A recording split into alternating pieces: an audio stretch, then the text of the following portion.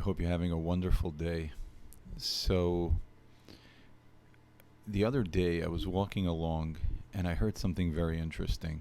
It wasn't something very striking, but it was something very interesting because it got me thinking.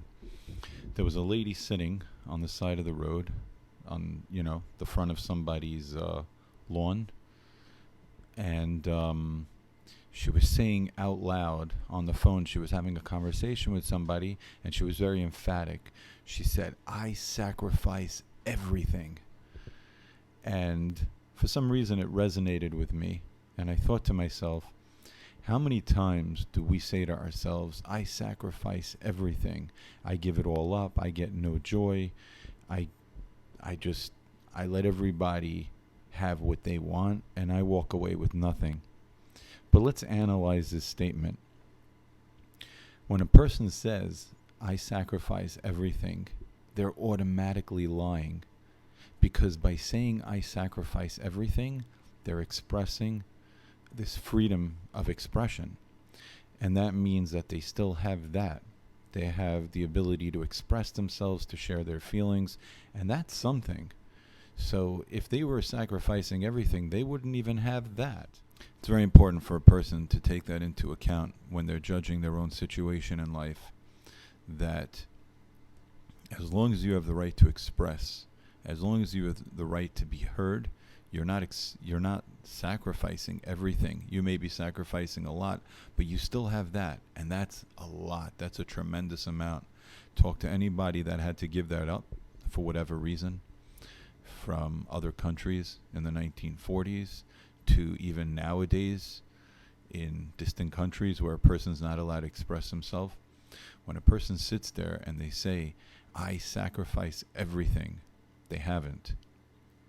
All they're saying is they want to be appreciated and that they deserve more, but they're not sacrificing everything. The reason I bring this up is because it's so true in life that a lot of times we use the wrong expression when we want to be appreciated. And while a person definitely has the God-given right to be appreciated and loved, but they have to be clear about their intentions and understandings of who they are and where they're at in their life. And I think this applies to relationships, this applies to personal goals, that a person shouldn't fool themselves into thinking they have nothing when they have something. When a person can still stand there and say, "I am, I belong, I matter, I value," they haven't given it all up.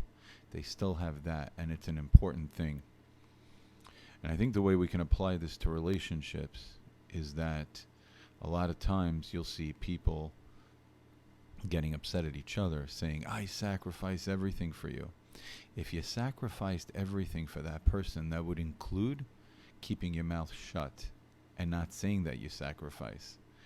That would be true sacrifice.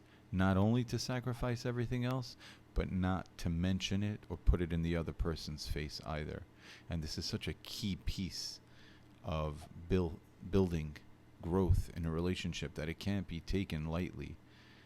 So when I walked past this lady, I didn't think at the time that I would have this whole thought process, but as it evolved in my mind, I realized that there are some key lessons to learn over here.